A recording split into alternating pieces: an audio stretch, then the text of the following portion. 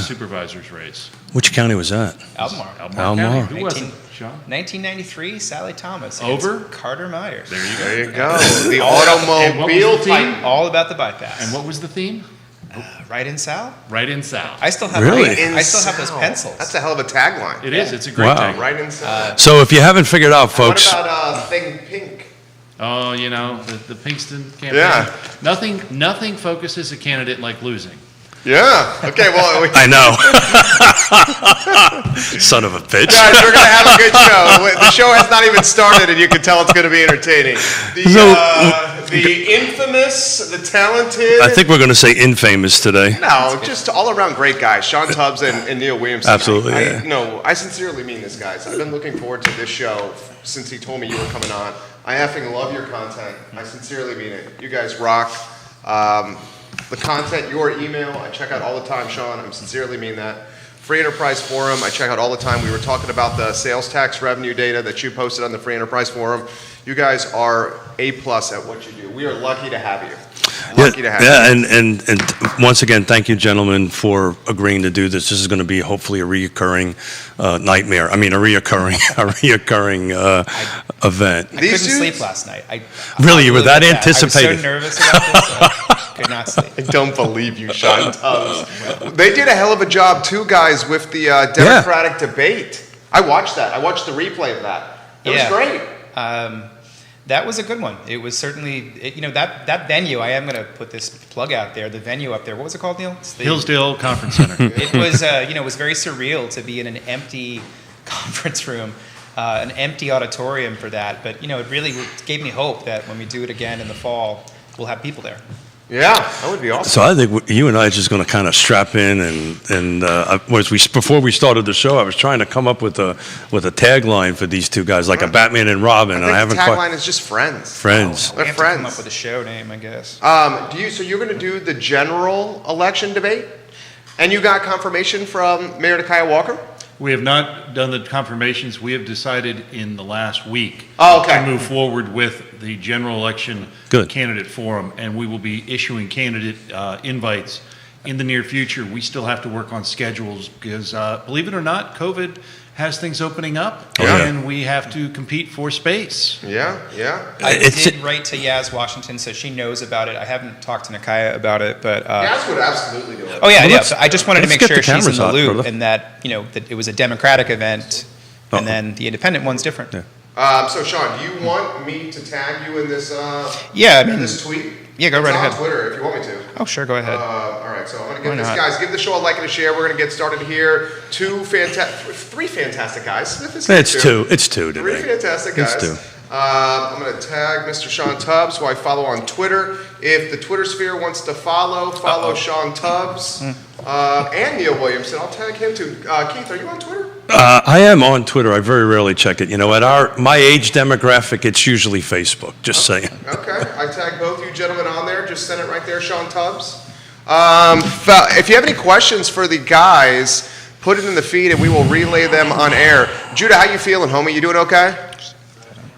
All right, Judah. You are a rock star. You are Godspeed, my friend. You are a North Star, Judah.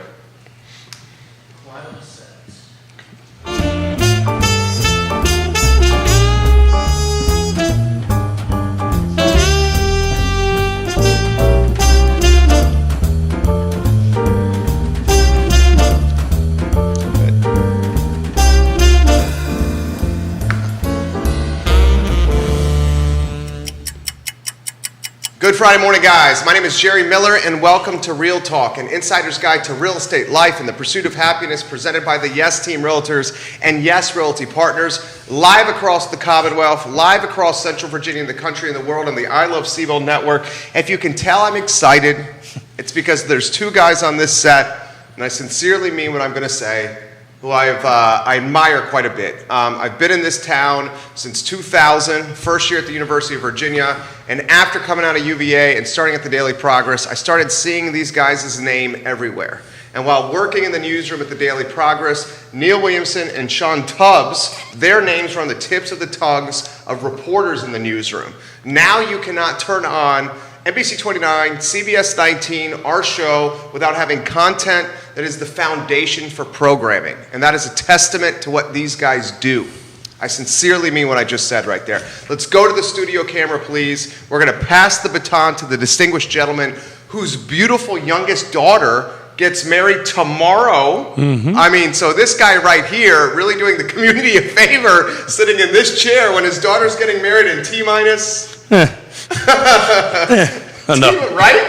Yeah. I mean, it's impressive. Good morning, my friend. Good morning. I put my foot down and said, "Look, it's Sean and Neil.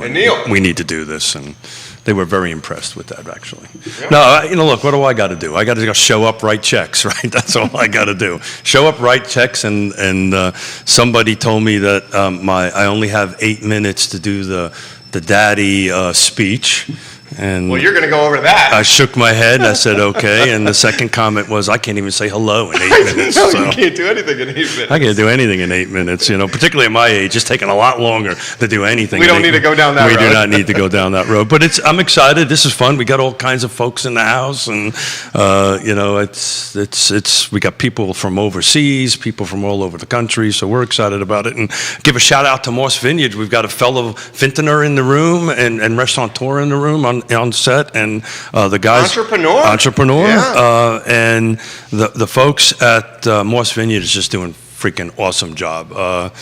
Made a phone call, hey, can we show up a little early to set up? And they're just great to work with. So, get out there and check Moss Vineyards out. Check Well Hung out also. We'll give a shout out to our friend Matthew Gillikin, who's going to be watching this program. I always try to shout out Gillikin when it's a content piece, a show that I know he would like. Why don't we stop talking and welcome Neil Williamson and Sean Tubbs? So is that the beginning of me shutting up? Well, no, I mean, normally we say to everybody, let's do an introduction, but everybody knows that. I don't know me.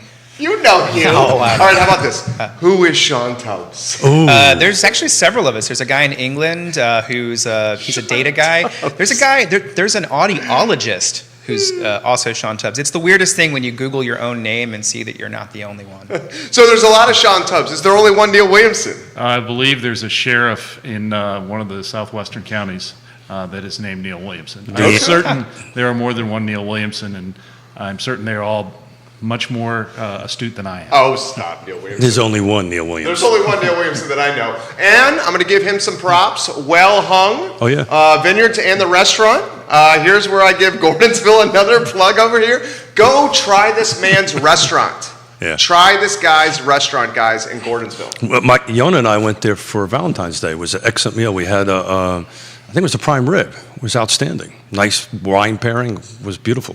And I always like to say I am the minority partner in that business. My business partner is much more in tune with the day-to-day, but I am very proud of what we've accomplished in Gordonsville and now in Roanoke. Ooh, let's talk about Roanoke. We opened up in March in Roanoke, in a space right across from Mass General Store, and it's a larger space, and it's going quite well. How long you been open? Since March. Cool. Expanding, huh? A little entrepreneurship here. It is, what is it Jerry always says, ABC, right? Always be closing. Always be closing. Always be communicating, right? That's how I prefer to do it. But anyway, let's get in the nitty gritty. Yeah. So today's show is, to coin a phrase that Mr. Williams across the table has I have stolen actually, is elections matter. So we want to talk a little bit about what just happened here at the primary. Talk about a little bit about what's on the docket or what's on the ticket for the surrounding jurisdictions.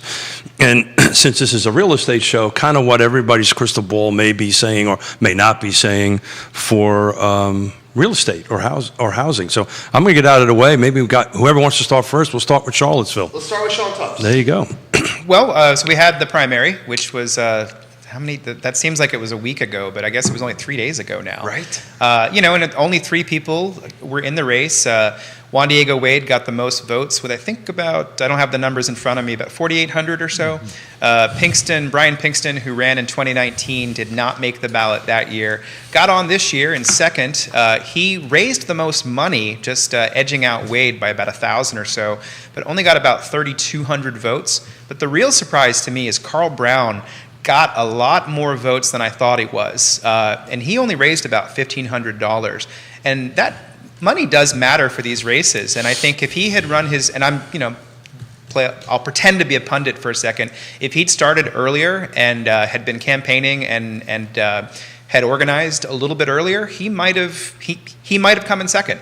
But of course, that's we look ahead now to 2023 for that. But we have a bigger race ahead of us in. How the close fall. was he, Sean? I have the votes. You want them? It was like 1,700 or so.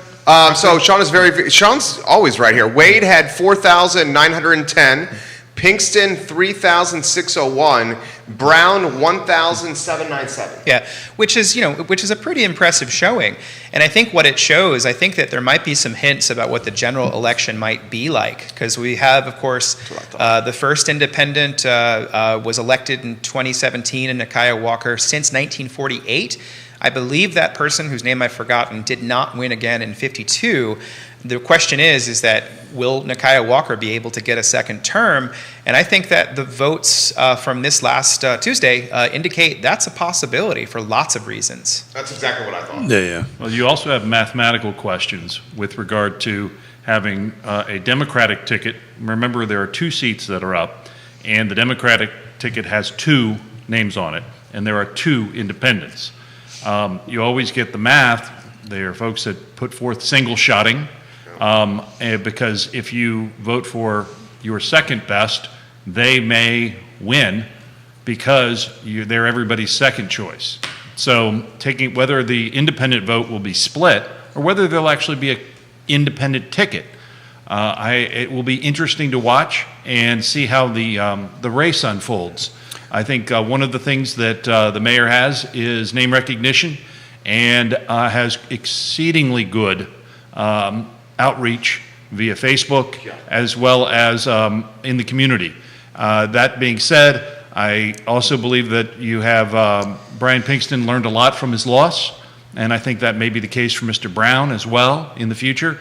And you think Carl would run again? I think that depending on how the tea leaves go, I firmly believe that he would run again as a Democrat if the stars align properly for him, because he has a lot of energy, he has a lot of ideas, and I think I actually am sincerely appreciative of him running this time because competitive races make better elections. Well said. We'll talk about that when we get to Fluvanna County on how that isn't happening out there.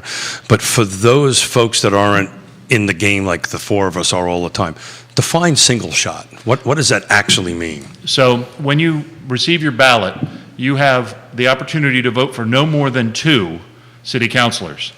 In choosing who to vote for, if you single shot, you choose 1. Yeah. That's the only vote you get.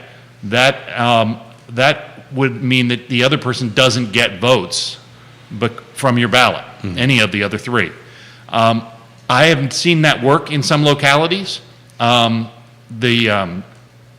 Hudson is actually working diligently on a ranked choice voting, which is fascinating and really creates, for those pundits, mind-boggling math.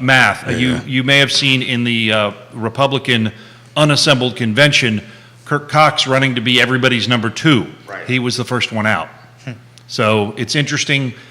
Ranked choice voting is a real thing, and it has benefits, but it really does increase the mathematical permutations available to you. Well said. Well, that's what we were talking about on Tuesday. I was trying to explain, that with 4 candidates, the math can be a little skewy, and particularly if you have one candidate saying only vote once, it makes it even harder to... Well, take it one step further.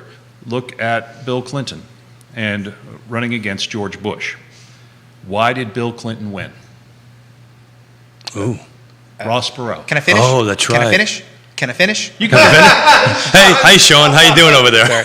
No, I think he's Ross completely Perot right. said that. Like that was the Ross Perot thing, and of course right. it was that year. I got And I got it. just to go back in time for that, remember he dropped out of the race. He was in the race, was doing really well, then dropped out, then got back in. History might be very different if he had stayed in the race the whole time. Well, we were having that conversation offline, right? And not to name names, but if one of the four drops out, it changes the math equation. And I think that's the comment that if Ross Perot wasn't in it, then it may have ended up at a different result. Yeah. And also, just to go back for ranked choice for a second, we do have one example in Charlottesville of this happening. The 2011 Democratic primary, there was a ranked. It was actually one of the coolest days I think I've ever spent because it was a firehouse primary, and all day it was like people went to Burley Middle School and voted, and the counting there went until midnight, and I believe Paul Beyer was the one that was edged out at the very end.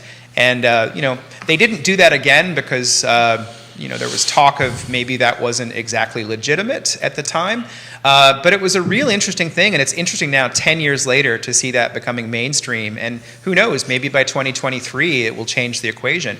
And to anybody out there, this is the time. If you want to run, start now. Start thinking now about what you would want to run on, because of course we have a lot of issues, and this general election is going to be, I think, one of the most heated, competitive. And competitive. But I think it's going to be a battle of some ideas. And I'll just, I don't want to necessarily go too deeply into this for now. But at the end of the statute discussion on Monday, Mayor Nakia Walker pivoted really quickly to the future land use map question and said these issues aren't unrelated.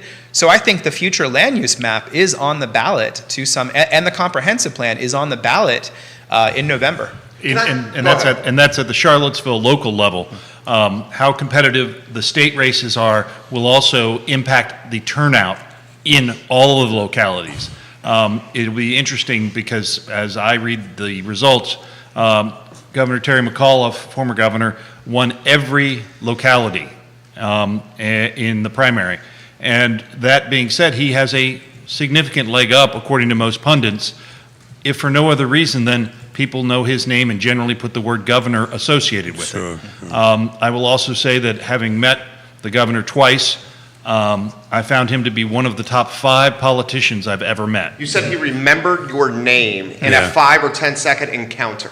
He got my name in a 5 or 10 second encounter, and I had a friend with me whose mother's birthday it was, who's a huge Democrat, and he recorded a message on the phone to his mother, and turned it on like you turn on the cameras, Jerry. He was on message and did it all in about 5 minutes. Well, can I throw this to Sean? Sure. You alluded to something that I hadn't thought of. If Pinkston and Wade are tag teaming, right? They're running as a tandem. Do you think Yaz and Nakia may do that as independents? Possibly, but Nakia, I think, is she's an independent, I think, in lots of different ways. And I think that's a strength. I don't know if the two of those even know each other at this point, but I think that's going to be one of the things as these conversations start to begin. No. I am hoping we can take a couple months off, but of course we're not going to be able to. Silly season just started. But the next thing to look at is I think July 15th is the next deadline for campaign finance reports, and so far Walker has not said that she's raised any money, and the real question is that the last time around she did get a very healthy large check from Sonia Smith? Yes, I believe it was $100,000, and the question is, will that come again, or is their money tied up elsewhere? You might have seen, I think it was somewhere on the East Coast, I don't remember what jurisdiction, but they gave, I think she and her husband gave $500,000 to the Democrat who ultimately won, whose name I'm forgetting at this point, but unseated and incumbent. And so I think that's there's a lot of unknowns, and I don't think it's probably fair to say too much about what's going to happen, but I do think this is going to be a very intense campaign. So do you think they're going to team up, Yaz and Walker? I do not think they're going to team up. I would agree with that. I think the reality is running as an independent, you cherish your independence. Sure. And that would not be a ticket, so to speak.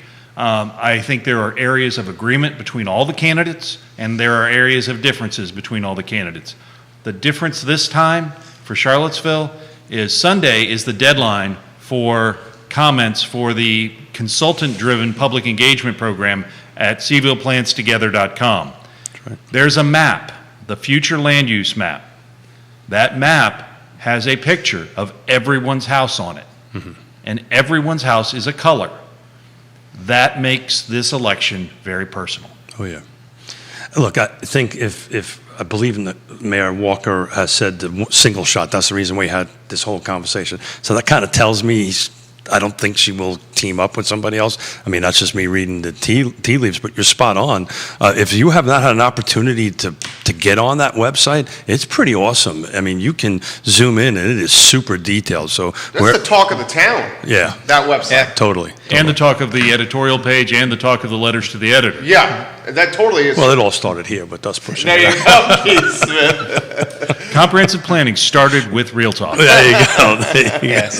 This is where we're like, There you go. Okay, move on. Next why subject. are you blushing, Keith? Why are you It's the blushing? tan. It's the tan. It's the tan. So we're talking Charlottesville, right? Part of the second part of the tagline on this elections matters is how these potential elections may impact.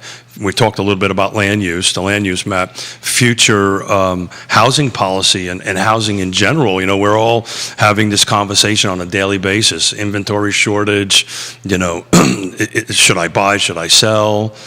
Anything you guys want to jump in on that, on what you think it might look like? The election? Well, I mean, I think right now, the one question I have, and I just published something yesterday, a list of real estate transactions from May, and, it's I think we talked about this last time. The market is hot, and it might be sun-like hot, because there's some purchases that seem like they, and I don't know necessarily, but are they purchases that are being made speculatively, in the sense that, so one of the ideas in the future land use map, let's say, and let's separate this from the zoning, which is the more specific conversation, but at this level, is it enough for speculative investment to come in and start buying some of these properties, say on Cherry Avenue, which is designated as middle residential density, which in theory gives up to 8 to 12 units per lot. And there are some transactions of some teeny tiny houses that are selling for about $100,000 over the assessment. So the question is, this is why I'm hoping to continue to monitor this. What happens to those houses in the future? There's one on Dairy Road, and it's probably unlikely this is the case. So Dairy Road at the intersection, if you know that three-way stop where you can go 3 different directions, which all lead to the bypass eventually. That's also designated for that middle residential category. Someone paid $700,000 for that property, which, it's a very steep property. There's going to be challenges for all these properties, but maybe some of these investments are just not thinking through the topography. But I think I think that you guys would know better than this. How long is this going to last? Is this money from here? Is it outsiders moving here who want to get in on the single family while they have it? But this is unlike the market in 2008 when I bought my house. When I bought my house at the top of the market, and it plunged. But now the question is, do I sell? No. The answer is no. Well, I know a guy.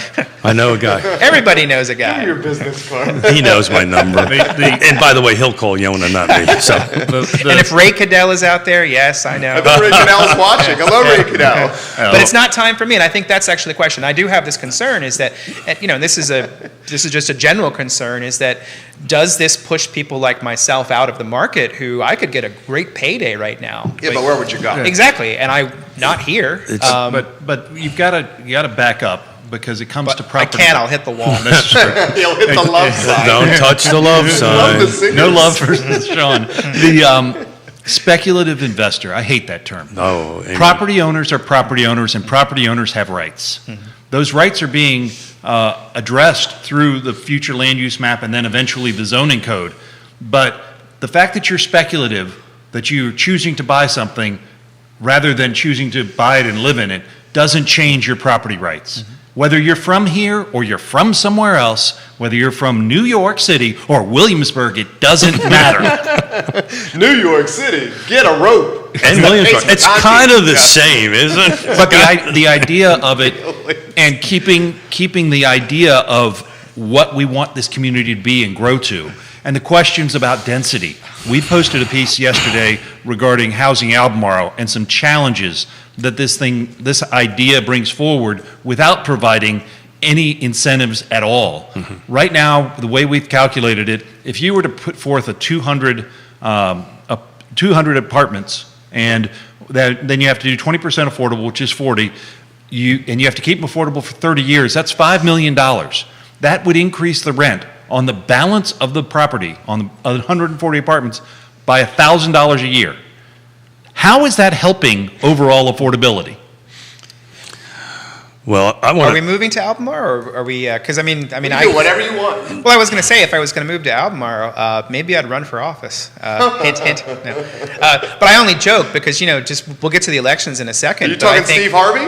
Well, no, I think that this is one big region, and I think that it's Bingo. really difficult to look at just Charlottesville in a vacuum. Well, we had this conversation on Tuesday, and Jerry asked me this very question. I just came from vacation. The question is, where are you from? I'm from Charlottesville. Well, really, I'm from Fluvanna County. I don't say I'm from Fluvanna County. I say I'm from Charlottesville because of the name recognition. The sign behind me and the sign behind these two gentlemen doesn't say I love Gordonsville. It says Albemarle. I told people I was from Albemarle. They're like, is that in North Carolina? Yeah. That's literally what they said. Because there's an Albemarle, North Carolina. Well, I think they confuse it with Asheville. But then I say Charlottesville, they're like, the reaction is normally like, Charlottesville, then Charlottesville's so great. And then the second follow-up, UVA, and they go, then it clicks off.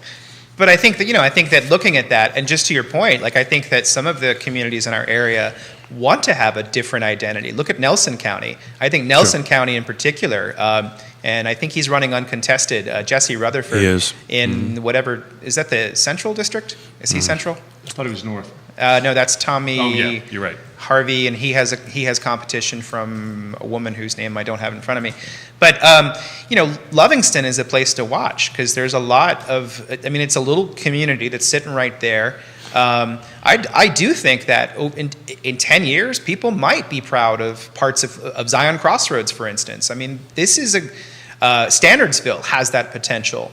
Parts of Albemarle. The problem with Albemarle is that it doesn't really have a place except if you want to talk Crozet, but let's not talk Crozet right now because because that's a place where the county has invested, and if you listen to the meeting the other night, the people who are there now don't really want many more people there, which again, I would agree with Neil. They have property rights. They have the right to say that, but there's also some facts about the amount of money that has been spent, taxpayer money that's gone to Crozet.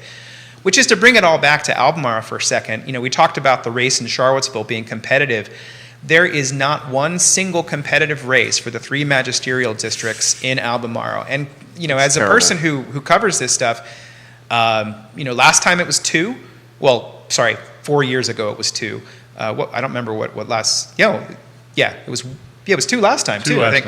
So, there isn't really competitive races. So, Diantha McKeel, Ned Galloway, and Jim Andrews, who's a newcomer to politics, are all going to get through. So that means we won't have campaign forums.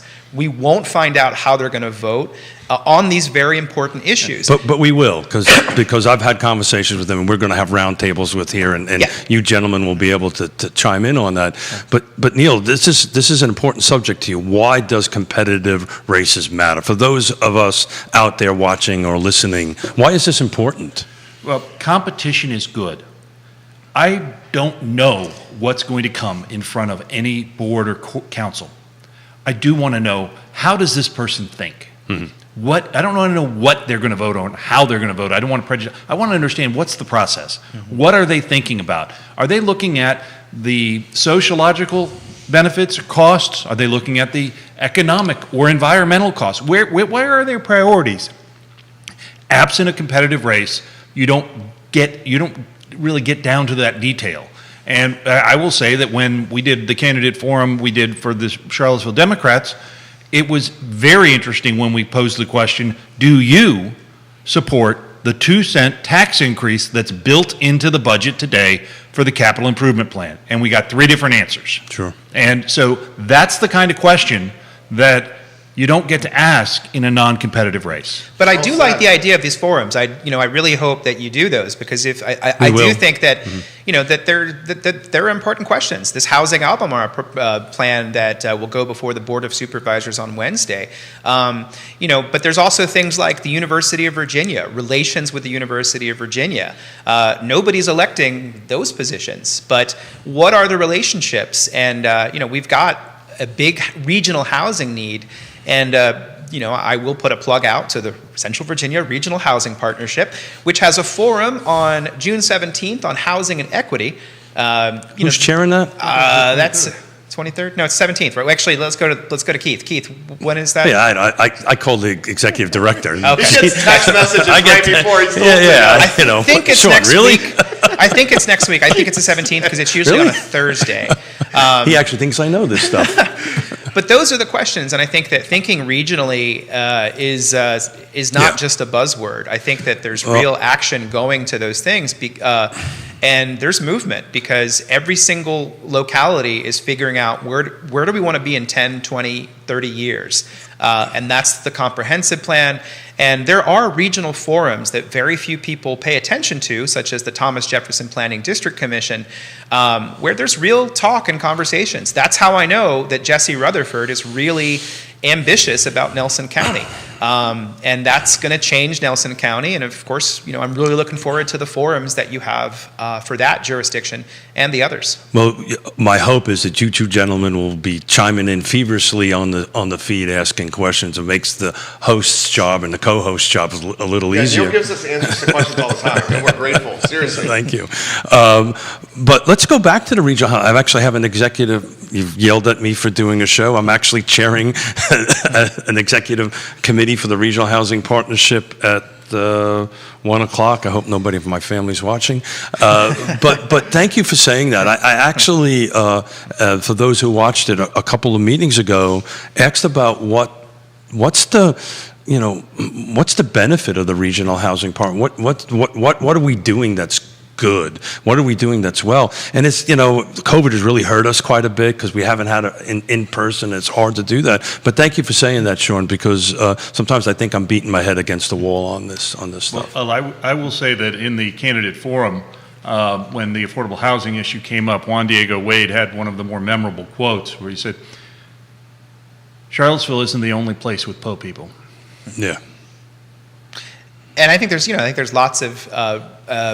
You asked about a specific thing. There was actually at the Regional Transit Partnership the other week, Karen Davis, who's the interim director at Jaunt at the moment, actually said that the last forum that you had on transportation issues, UVA picked up the phone and called her. Yeah. Jaunt had a fixed route service called Park Connect, which didn't, I'm still not sure how much ridership they get total, but it didn't, I don't know if it went away because of COVID or whatever.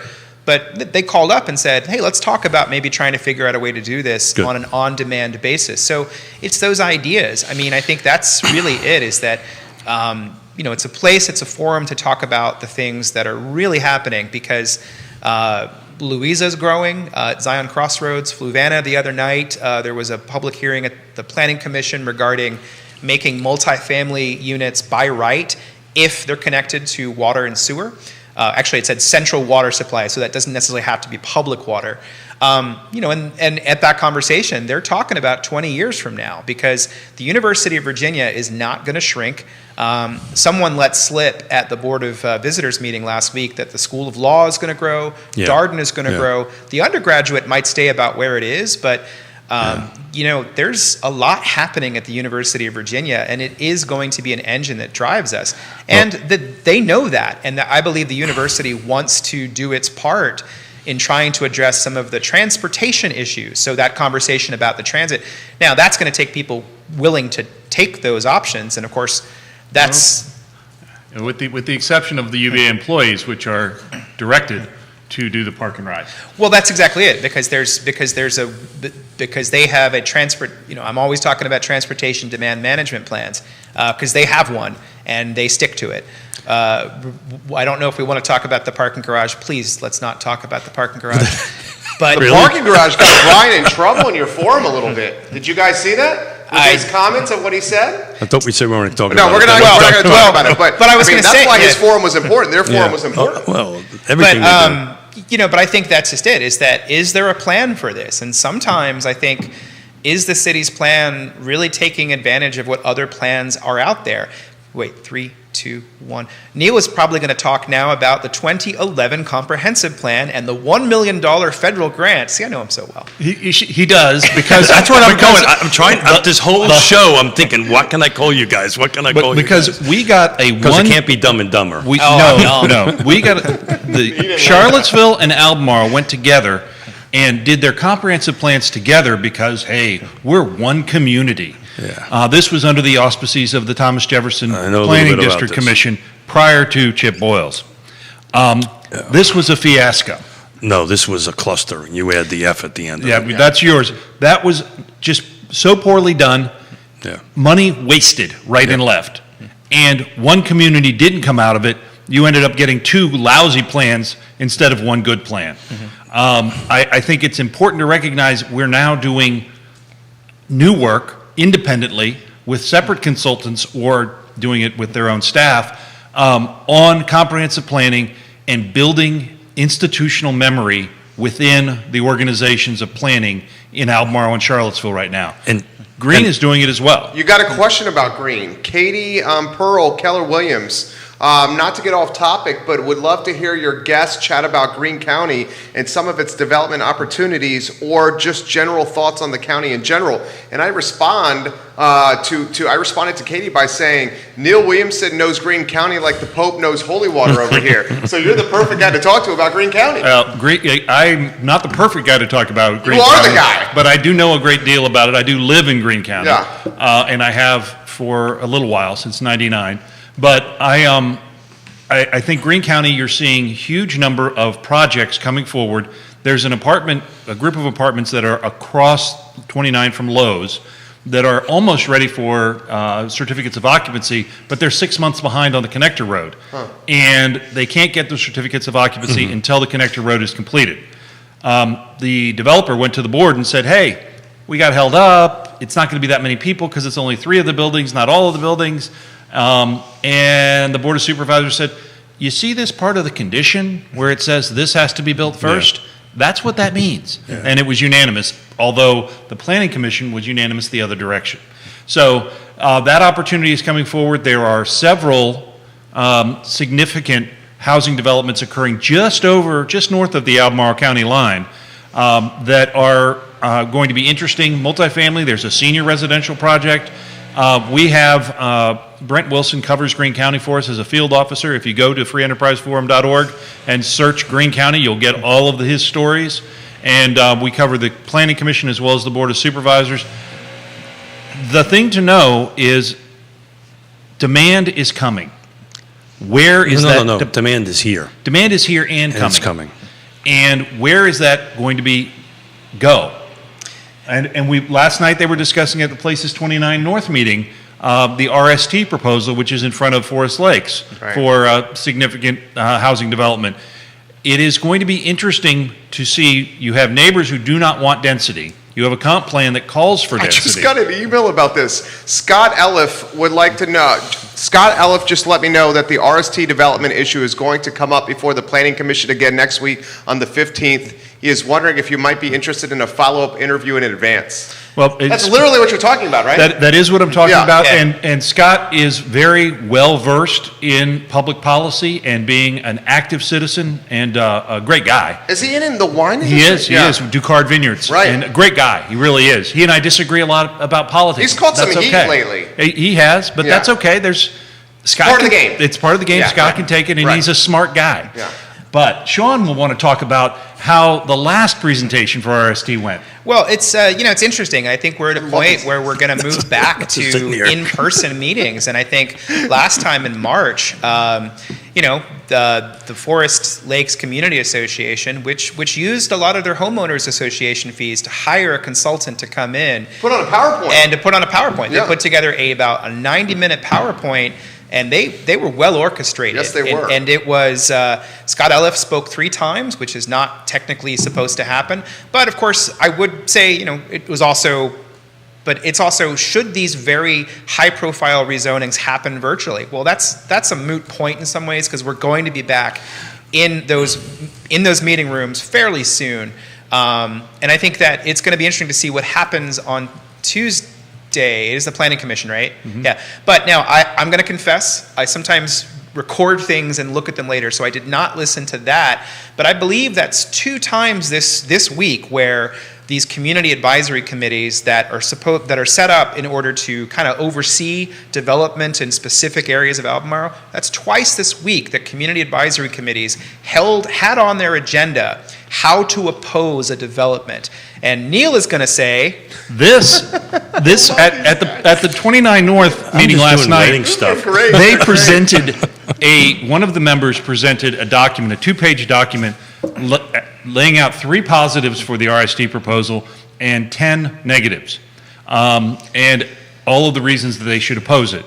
And they wanted the group to endorse it. There was one member, there were only 6 members, I think, of the group there. There was one member that was adamantly opposed to endorsing it, but it doesn't mean that you don't lose your rights by being a part of that committee. Any member in that group can use those talking points and put it into a note to the Board of Supervisors and mention that they are serving on that group. Sure. But is it right for that group to endorse such a document? And I think Sean has an opinion about that. Well, I think I'm just working on wedding stuff, guys. That's all. Once again, I don't necessarily Let me know when it's time for me to talk. You just reported the news. It's not an opinion. I have observations, and they always change. But I would say, let's pivot over back to the city comprehensive plan. So 11 of the neighborhood associations this week signed a letter asking for. Now, I would say that was probably ill-advised because the way the process is working, it's built in. The comprehensive plan is going to take, this land use map is going to take at least another 6 months to be approved anyway. So the delay is in there. They already had a 2-week extension, but what it does is it makes the proponents of the plan more ammunition to say, look, it's just a bunch of NIMBYs. And I think when that happens, it collapses the argument into that, and it makes the conversation a lot less robust. And I would just say it's like, again, You're saying they created a PR issue. Well, what you're saying. Well, precisely, I think it's a timing issue, too. Because now other members of that neighborhood are saying, wait a second, we support this plan. Yeah. We didn't sign off on this. So it just was a bad move. So it's kind of like what happened in Fluvanna County with the Board of Understood, Sean. Supervisors, Yeah. right? So it was just a bad move on their part because it was an unnecessary thing because the Planning Commission has a work session on June 29th. Yeah. The public hearing probably won't be until September or October. And then, of course, by that point, the election's going to get in shaped. And so what could be a conversation, parcel by parcel, about specific neighborhoods and with specific infrastructure. To go back for a second to Fry Spring, they had a great conversation with Chip Boyles the other day in which there was a very specific question about how do we fix this infrastructure issue that, we'll take the development, but are you going to provide us the sidewalks and a safe way out if you're going to put 300 people back in the woods? So we're from a managing of a meetings perspective, really talking about here's a rezoning process. You always want to be the last person to speak. Yeah. But always want to be the last person to speak. As I said on the blog earlier this week, this is not the end. Sure. This is the end of the beginning. That's exactly The right. consultant's work is going to be effectively done on Sunday, and it's going to the Planning Commission. They're still going to be engaged. On the comp plan. On the comp comp plan. plan. That's what I was about to say. But that's, again, the end of the beginning. Yeah. The comp plan moves to the Planning Commission. The same consultant who did the affordable housing plan that was approved in March is working the comp plan with the Planning Commission and has been contracted to do the zoning that supports it. When the comp plan is enacted, nothing changes. That's exactly right. Well, I think, we could quibble about that. But another time, there was actually a recent there's ruling. nothing to quibble about. It's technical. Nothing changes, right? Well, it's a judicial interpretation. I mean, I think it really does get down to precedent at the local level. And from what I understand, I haven't read the ruling yet. We're going to go deep in the weeds on this one, but Please do. But Tiger Fuels, I Yeah. have not seen it yet, but from what I understand from Gordon Sutton, because that's the only person I've been able to talk to about this, they lost their case. So the rezoning. You're talking the Black Hat Road? Yeah, Yeah. so the denial of the special use permit, which meant they couldn't build a convenience store there, they lost the appeal that was underlying to that, which basically says, I think that gives a lot more power to a comprehensive plan. I think it's often said in the county, comprehensive plans are as good as you use them. It's like a muscle. The more you use it, the more weight it has. But as Neil says, it is advisory, but it's also, lots of things are advisory. People tell me I was going to go for a joke, but I'm not going to go there. Please But do. I love the Sean No, Todd it's like jokes. don't dive into the shallow end or whatever. So It's I need a dive couple into of that shallow end. It's I advisory. need a couple of jokes for tomorrow's dad's speech. Don't use You don't need any more Don't jokes. use any of these. But the reality is that your does he comprehensive mean by plan that? is only as good as the way the landowner, the willing landowner, chooses to utilize it, and the neighbors accept it. Because we've seen again and again and again in Albemarle 3-3 votes for projects that meet the comprehensive plan density and fail to convert the neighborhoods to supporting them. So this is coming in here. So is the Tiger Fuel project on Black Hat Road completely dead now? They still have rights to build something there. So the question is, what gets built there? As their requested rezoning, I believe it's Yes, the market as it stands, because you need a special use permit. It's really labyrinthine and confusing, but yes, for the most part, that project is dead. But the ability to build something there, that parcel is the only parcel in that area that still retains commercial zoning. So it could be like a convenience store. Maybe not a without the conven- pumps. It could be a Dollar General. Or there's a lot of uses. You can go in the zoning code and none of those uses are proffered out. So it could be a lot of things. Could it be just straight retail and no gas pumps? It's a pretty small site, and also that parcel, I believe the zoning is split, so the actual It is. commercial It one is. is only about 2 acres up on the frontage, so you couldn't build, say, a self-storage area. So we're getting in the weeds, gentlemen, big time on this. But the bottom line is, as their requested rezoning, it is they've basically tried their last ditch effort, and it got shot down by the judge. And I have to say, I am incredibly appreciative of anyone who challenges such things in court, because that's the way the laws are tested. Not everyone has those resources. But- Well, I did ask Gordon, I said, so are you going to appeal? And, they don't, it's like, that would be another level. And at some point, I'm not a developer, probably never will be, but a lot of it is a gamble. Sometimes when, like even the RST development, that's a gamble. People put money into these projects by hiring folks to do all of the work, and then they might not win. Biscuit Run is another one. I mean, like it's filled, this community is filled with people who took big bets and they didn't pay off. And a lot of people who did. Oh, I don't know. Been there, done that. Thank you very much. But that's life, and I think that's part of it. And I think that's, Oh, sorry. in a lot of ways. Trying to jump in here. Oh yeah. Go ahead. Oh, shut up. Trying to jump in. No, Sean, you're doing a great job, dude. So I've been doing this since 1987, right? And I can count on one hand when a judge has reversed a decision of what a board of supervisors have made. What level of court is that? It was circuit court. Circuit court, Okay. yeah. And then you can march it all the way up, right? You can go all the way to the state Supreme Court if you wish. But generally, the rule of thumb, a judge is going to kind of look at this. If they acted in good faith or they did not make any serious nefarious actions or decisions. You're talking the board. Yeah. The board. And how the law is written. Correct. If it is not arbitrary and capricious with Or regard to let's just use the word vague. vague. Right, and they 99.999%. I'm not a lawyer, Freaking but love this show. 99.9% of the time they're written intently to be vague. And it, just to clarify, though, the ruling was not on the boards. It was that lawsuit it was about a separate issue. Got it. So it wasn't technically about that ruling. It was more about staff's interpretation of something having to do with water usage. and all that stuff, which goes back to which again goes back to in Crozet, neighbors of the restore. It's not even called that, Liberty Market. But ultimately, Legacy market. Yeah. ultimately that made it to the board and made it to the board's thinking and made it to the board's decisions or lack of decision. And a different board might have decided differently. That's but when you exactly. have a situation where all of them run uncontested, voters don't have a choice. And I mean, this is a very specific issue, but on the idea is some of the big issues are going to be, and the biggest issue in Albemarle County over the next 20 years is going to be, does the designated growth area expand? Especially when you've had so many, I would say perceived, because I'm not giving an opinion, but like the other one we mentioned, Breezy Hill, is another one where the developer came in and thought they could get up to 100 and it started out at whatever it was. A certain neighborhood kiboshed that. Yeah. Well, they're now down to 80. Here comes Neil with a joke. I knew it. So they're now I down set to that up 80 for you. units, and of course, I believe those neighbors who are opposed to it also have rights to say and to organize and to do what they do, and they've been very successful. And the question is, does Albemarle want their growth area to be 1 unit an acre?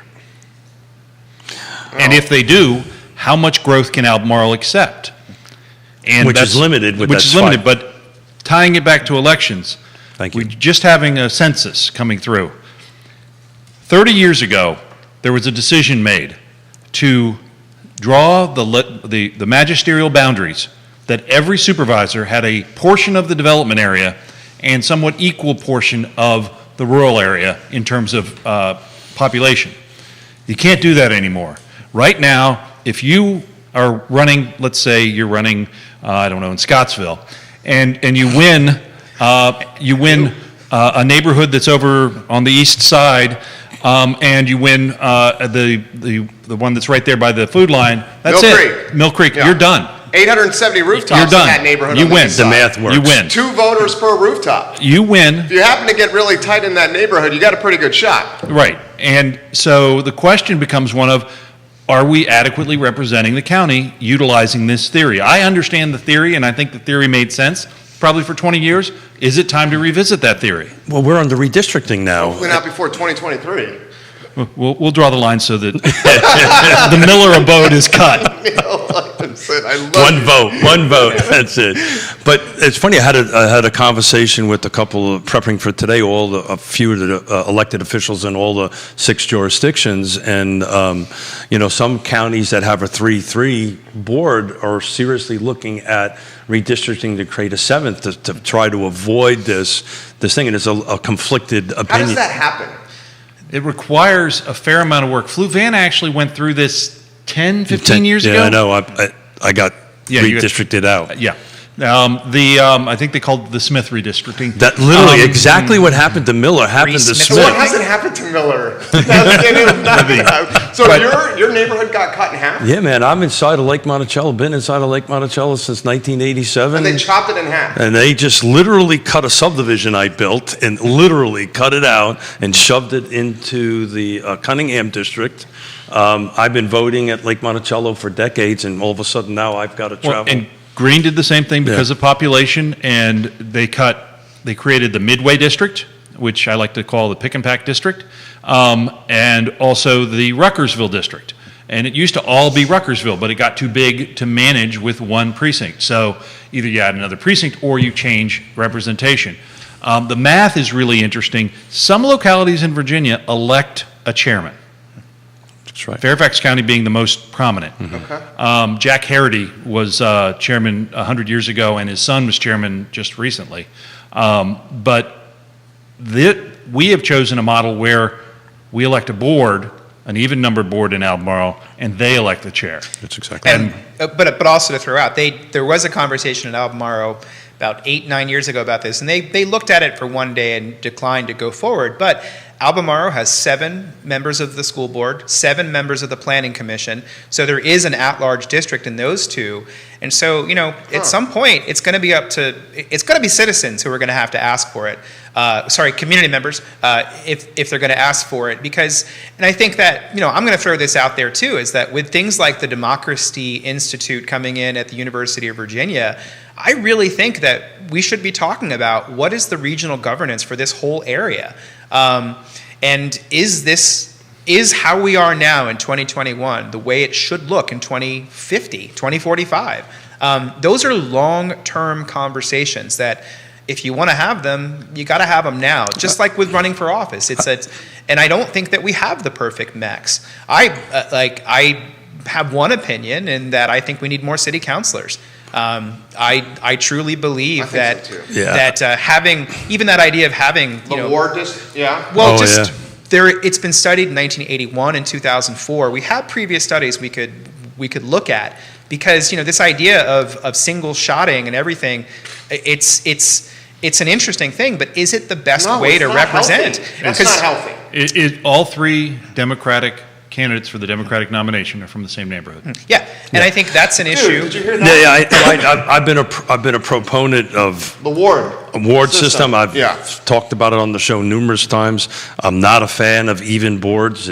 I think odd is the thing. It forces the board to make a decision, or I guess in essence it did make a decision. The decision was no, right? Most people who watch the show know this, but if it's a split board, it goes on the no side, not the yes side. You got to count to four. Got to count that's this many, So right? I got a question for you guys. So if with the school board example, with the general, what did you go? The at-large Yeah. spot. So how does that person get down there? Is it the most votes?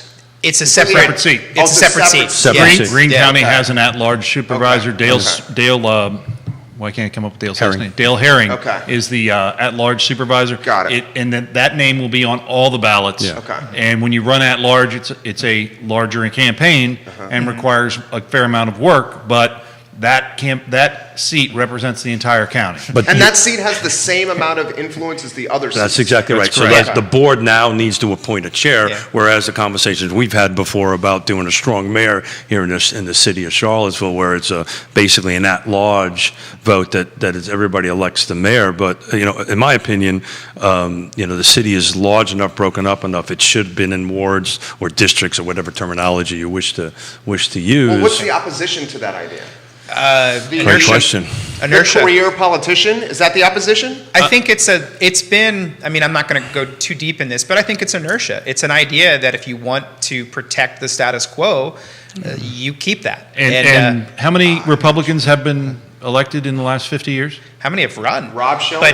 But, Yeah. well, there's One independent. You can go to Cevopedia and look. I think before that was Darden Tao was Yes. the last one. 53? No, it was the 90s. There was a Robert E. Lee there was a Robert Lee back in the 60s. Sorry, I spent some time back in 1962 this week. I'm trying to do this for you here, real quick, on the fly. But to go back to that, I mean, for me, it would be constituent services. I think that the idea that you have a city that could potentially not have anybody representing huge swaths of it doesn't really do the people who live in those neighborhoods a service. I think because you want to be able to pick up the phone and say, all right, come on, I have this problem. And this is not. But you do have that in the county. If But, you live yeah. in Scottsville or whatever, you're going to call up whoever's in that seat or whatever. People who live in the city don't have that opportunity. And it causes confusion for the counselors because suddenly they're having to answer to the whole community for very specific issues. Because the first person you call is going to be your elected official. You're not going to pick up the phone and call Chip. Well, you might in the future, but we're not talking about the future of the city yet. Right, but the thing is that this is not an indictment on anyone who is currently in office. No. We're talking about structural change. You're talking improvement. And Improvements. looking at, as business folks, if you were running your business the same way you ran it in 1987. You're screwed. You're out of business. I mean, literally, Yeah. you have to adjust. Faxes are coming back. So Sean- I'm going back. That was a joke. I'm going There you back go, to Sean. faxes. Hold it, I might use that tomorrow. Hold on. This internet thing is.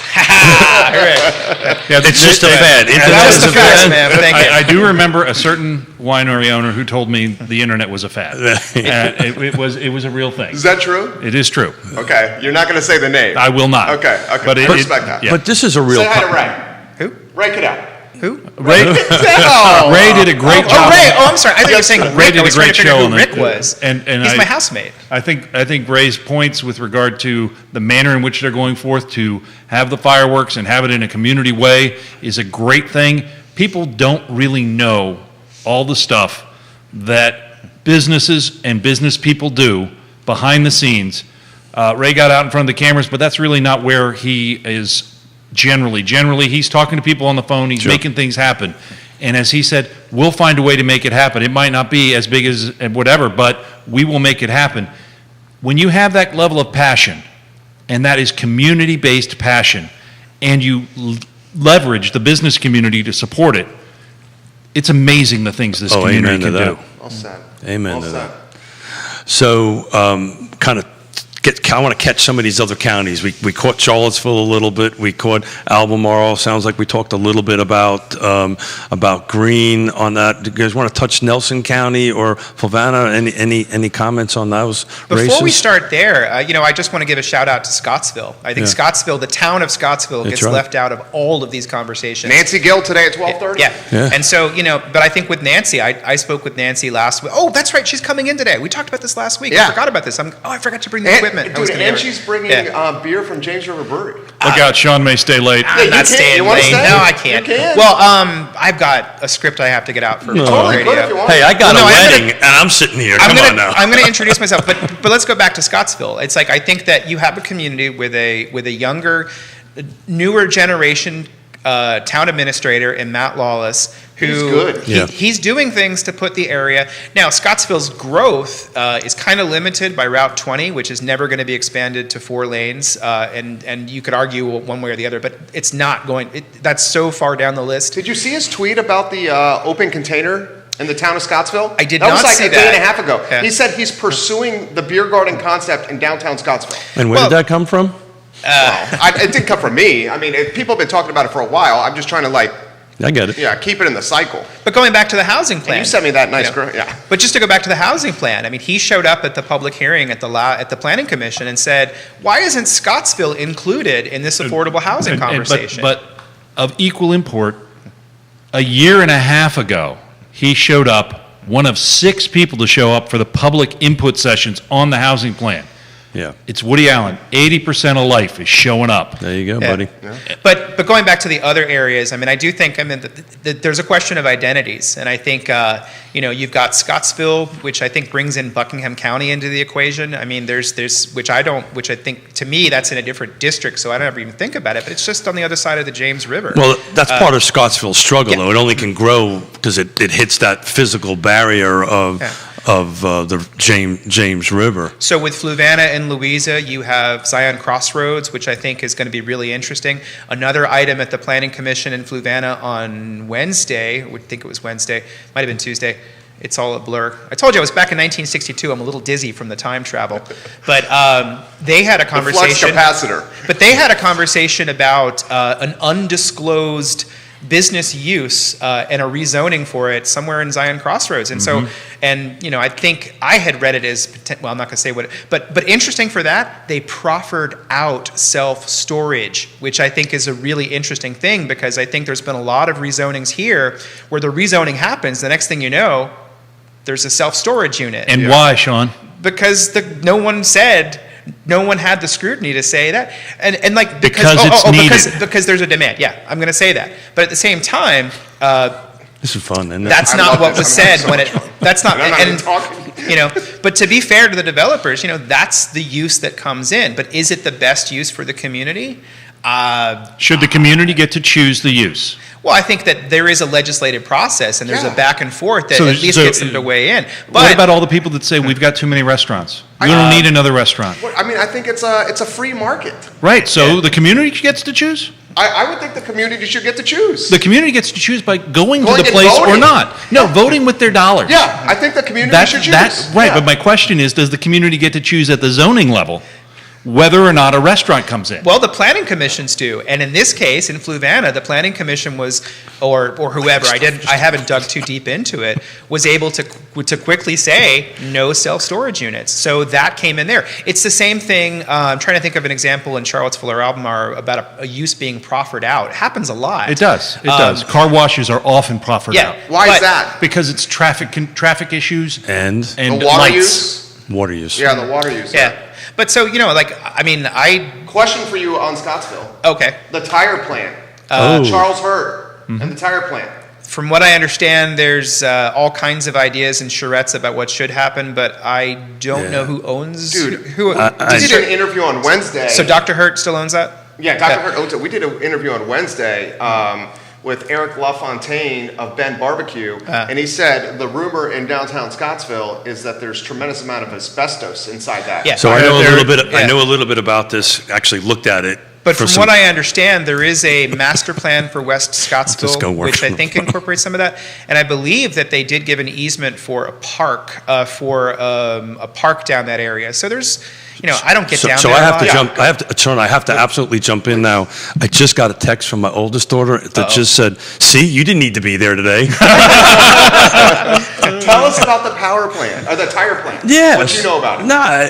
I've had a couple of clients look at it over the years, and it's it has a struggle getting past the what they call environmental phase 1. And when you start looking at this, and there's asbestos PCPs, it was a tire plant, and right. and it was done. Everything was done above board at the time, but at the time we didn't know the environmental impacts that were going on. Yeah. And now we have the environmental legacy of that. We also see that with the avionics space up by the airport, which is another one that has these environmental concerns.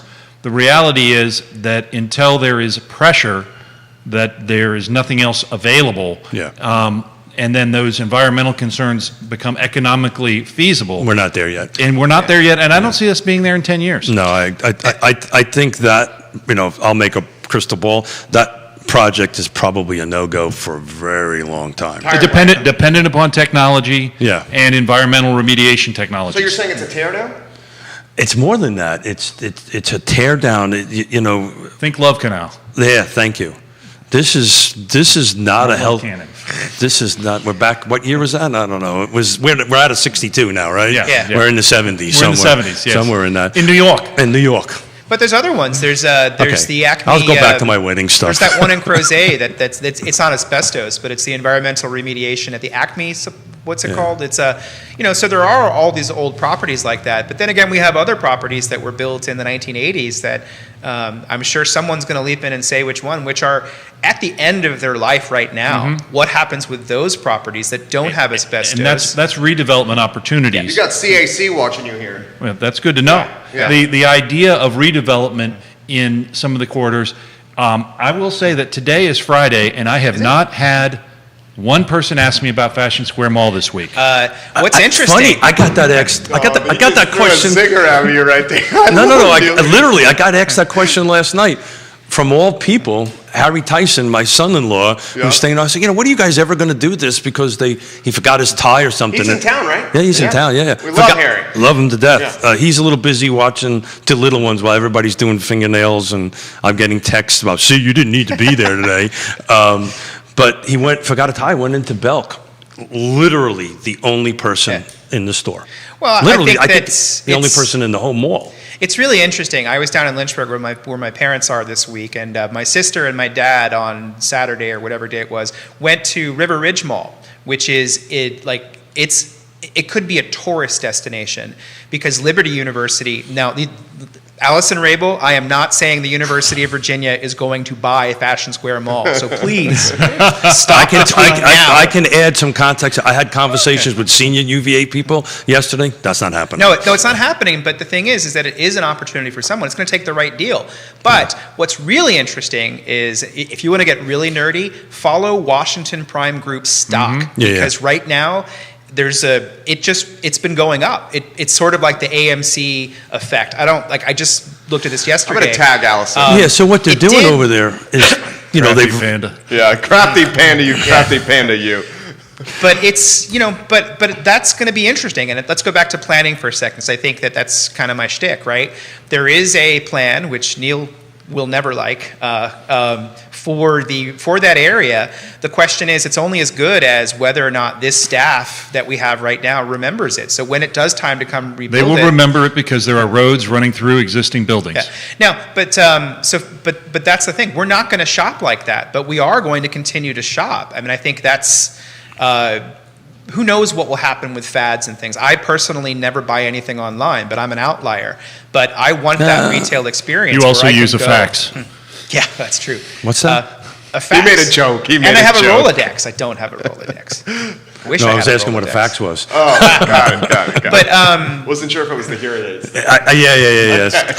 So everybody wants to know why I'm quiet. I left my hearing aids home, so plus it's just watching these guys. You know what I was thinking as you two guys were going back and forth? Because You know what I was thinking? Go ahead, you Is first. You two guys should host a show here No, and let us no, do no. all the work for you. You No, guys it's- literally would it's- just have to show up and talk into microphones and promote Free Enterprise Forum and drive new subscribers to the yes. paywall. Right. Well, it's But the bottom line is throwing it out the there. One day. ideas that come forth from these master plans, from these citizen advisory committees that are appointed by elected officials. Elections matter. well, let's talk about But that. that Do these plan, just advisory real quick, committees have any You authority? got CAC watching you right now. I'm just letting you guys know. Well, of course they do. I mean, I think that's They have authority. They don't have authority. It's like the word advisory. What does the word advisory mean? The word advisory can have a lot of power. They means have insulation. the power. They have the power to set the agenda. But So- of course, I would say this: if anybody from the Crozet community, but sometimes it becomes a telephone game. So about 6 weeks ago or so, at the board of supervisors had basically kind of said, well, we don't have to necessarily listen. And I'm paraphrasing. Please forgive me. We don't necessarily have to listen to what they say. But what the CAC members heard was they were offended. Yeah. But yet the supervisors hadn't said anything that was really out of line. They were basically just saying it's like there's a bigger county issues. And They again, kind of marginalized them. well, but that's the thing. It's an advisory. It's Well, and- like they have no actual power. but didn't we just it's have not a a com- town. But you Didn't don't we- think they marginalized them a little bit? They did marginalize Yeah. them a little bit, but then you look at these elections matter. You had a planning commissioner from Crozet for 12 years who never once voted for a rezoning in Crozet. He voted for him in other parts of the county, never. And is that what you want your elected officials appointing? Who appointed that planning commissioner? Is that Ann Mallett? He wasn't a planning commissioner for. It was 8 years. It was 8 years, Was but it Ann who appointed that planning commissioner? Yeah, because he Yes. had run the same year. Tom Loach. We're talking about Tom Loach, and he had actually run that year, I know that was and then Ann. backed out. I think. Let's But- back up for a second, gentlemen. I can't. Whoa, Nelly. To go back to this comment about advisory, because it's really no different than the planning commission, right? You just mentioned earlier in the show that there was a vote that the planning commission approved, recommended approval. recommended Planning approval. commission has more influence than the CAC. And it's also But the planning it's- commission's in the state code. The community Correct. advisory committees That's- are not. Right. I think that's where the conversation was at the board level, and there was, everything's about setting expectations and communication and all that stuff. But let me get this out. I've been patiently sitting here quiet, doing wedding texts and answering. Yeah, I need to go. You're doing a great job. I am participating just so I don't get my ass chewed out when I get home any later. I can't add any intellect to the conversation. That's not true. To the conversation. I don't like when you say that. Yeah, well, with these two guys, I actually can say that. The reality of it is I was sitting here watching you two guys very quietly, and you guys are really close friends, but you don't necessarily see eye to eye on everything. And what you guys are listening to or watching right now is what really needs to go on in our world. Yeah, you know what that's called? Democracy. What's called respect. Yeah. And they respect each other. They don't necessarily agree with How it. it's supposed to be. That's how it's supposed to Yeah. be. And to tie this back to election matters, this is what we need to see on our elected bodies' boards. People get along well, they respect each other, they communicate well, but they don't necessarily agree. They don't offend one another, right? And, Well, it's I like always- to think you two guys don't offend one another. One of my favorite moments in local government history, and Sean was there for Actually, this. I'm going to write this down and see if I have the right answer. You keep talking. Okay. My favorite moments was Click and clack, that's it. there Click you and go. clack that's happening. We're at the Board of Supervisors, and Ken Boyd and Brad Sheffield. Brad Sheffield gives Ken that's- Boyd a Groundhog Day because Ken would continue to say, "We've talked about this before. Why are we talking about it again? It's like Groundhog Day." And on his retirement, Brad Sheffield gave him a stuffed animal groundhog, and I thought it was just perfect. They didn't agree politically. They did get along very well in interpersonal relationships. I got one of the names right. I thought he was going to go with Boyd and Dennis Rooker, but I got one of them Oh, right. yeah, Dennis, that is a name from the past. Well, they used to. Past Dennis Rucker. But see, that's the thing. There was diversity. Well, there is a lot. I mean, there's one particular gentleman who always speaks to the Board of Supervisors who goes in and says, you 6 Democrats are all the same. And that's not even close to true. No. There are 6 different individuals with different perspectives, different let's get that word back in there, constituencies. Because, you ask about the weight of these community advisory committees, they represent people who vote. And in a lot of cases, that is the first. It's what I like about those is it's a chance for me as a reporter to get a first look at things before they go to the Planning Commission.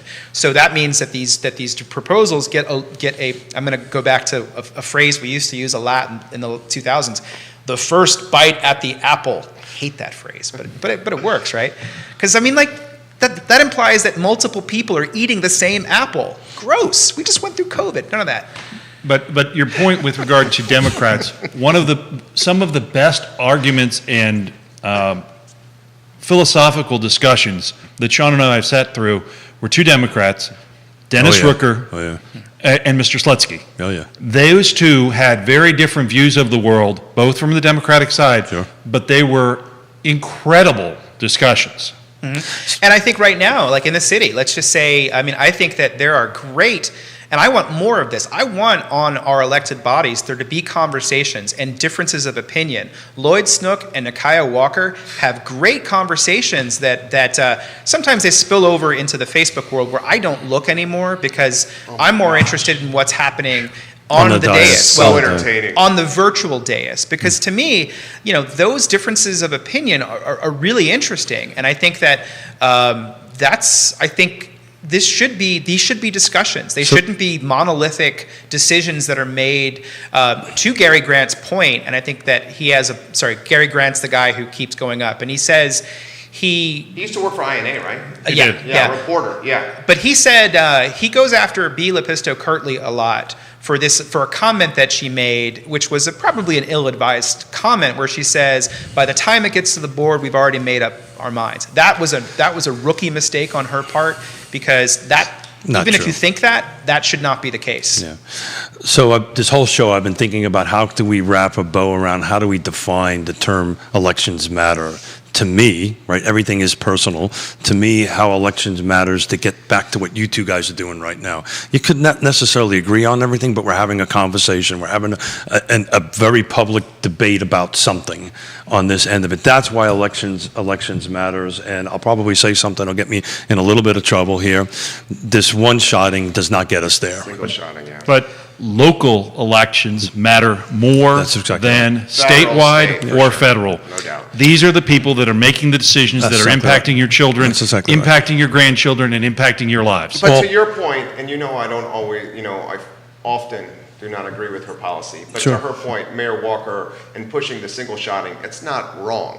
It's within the rules. No. Yeah. This is an emotional thing. It's from a tactical perspective, it's genius. Exactly. Right. Absolute genius. Exactly. There's, to be honest with you, that very few things that I've ever had a personal one-on-one conversation with her doesn't, I've always walked away going, okay, that makes sense.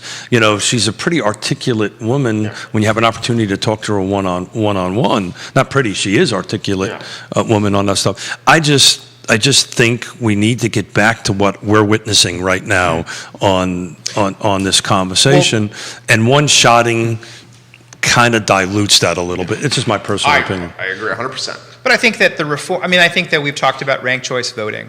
We talked about the potential for reforming, and this is going to have to come from me, because remember, I'm not in the business of telling people what they should think. I'm a reporter. That's something that I briefly got away from, and it was miserable for me. I want the rest of you guys to have these conversations, but I do want it to be in such a way that I would have liked it if more Democrats had run this time around. I'm actually very surprised that we only had Me too. 5. You could argue it one different ways, but I would like to see. I think that we're kind of in a point. Would you include Yaz in there? And then she didn't get the signatures, and then that's why. Yeah. Okay. But I'm saying where are the but let's just throw this out there. Where are the planning commissioners who are raising up? I mean, like I'm just suggesting, because Lloyd Snook was a planning commissioner, what is the farm team for this sort of thing? So going back to the community advisory committees, not to say this should happen, but those should be sort of the first place. If you have interest in running for office, be on one of these. Can I offer what happened, what I went through? And I applied for 4 boards and commissions at Albemarle County through the website, through the county website.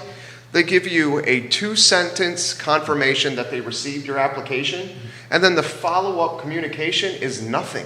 Yeah. You don't hear about anything for like 40, 45 days. I picked up the phone and called Mr. Morris in the... Travis.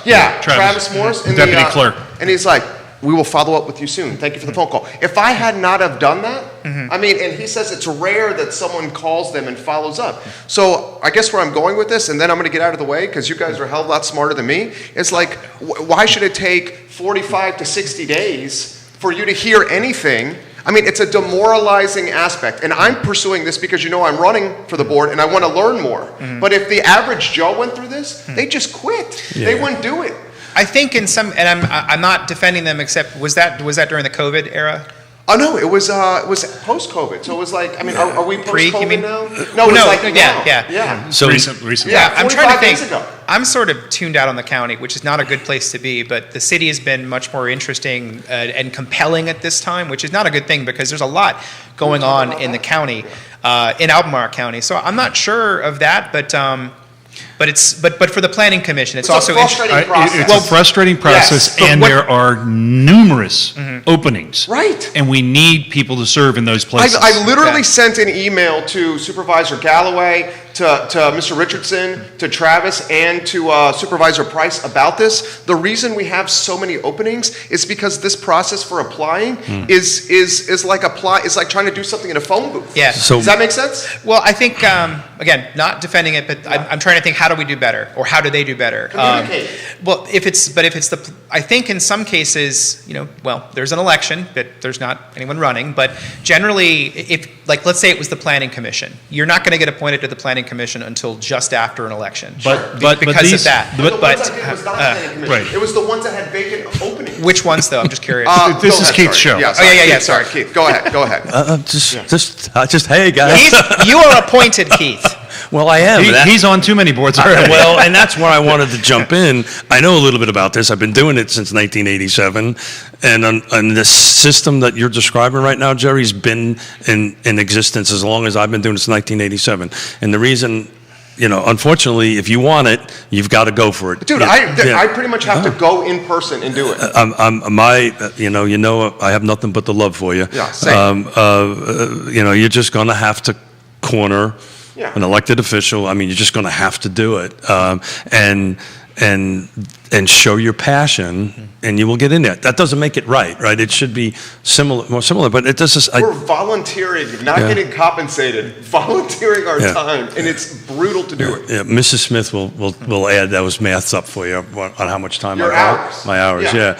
But you're gonna have to want it, and that's where this falls apart. Frankly, your influence and how you engage civically with the community is one of the reasons I want to do it, because I see how much you care. Yeah. And I've spent 2 years and change across from you. How many hours a week? Enough. Right?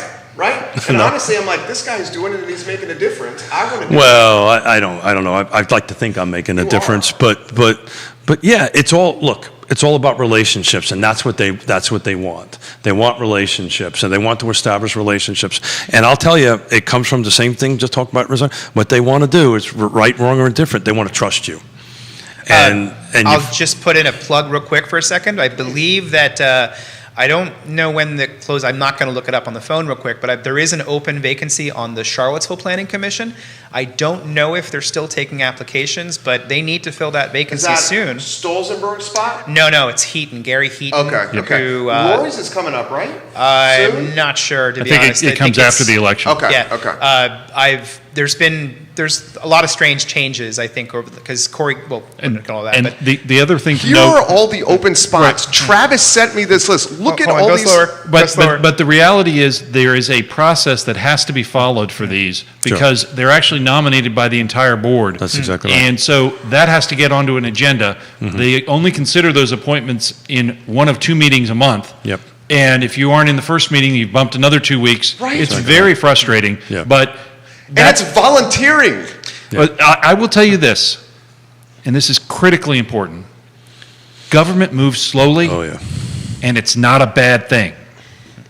Sometimes. I mean, You're frustrated. Yeah. Well, and sometimes we're not going to go back to the bypass. Sometimes it moves fast and it gets its Gets its knees tips over cut the off. over the But over the Neil, skis. this But, is why all these spots are open, because people are just throwing in the towel and saying, to heck with this. I mean, look at all these open spots. He literally sent me this, Travis did. It's available online at albemarle.org. All right. There are great opportunities for people. But every to volunteer. jurisdiction has Every this. jurisdiction All right, has you piqued this. my interest. I'll look into this. I know, and I'll throw this to you here. I pointed out to them, literally pointed out to them, that they were marketing spots on these boards and commissions as vacant, but they were not vacant.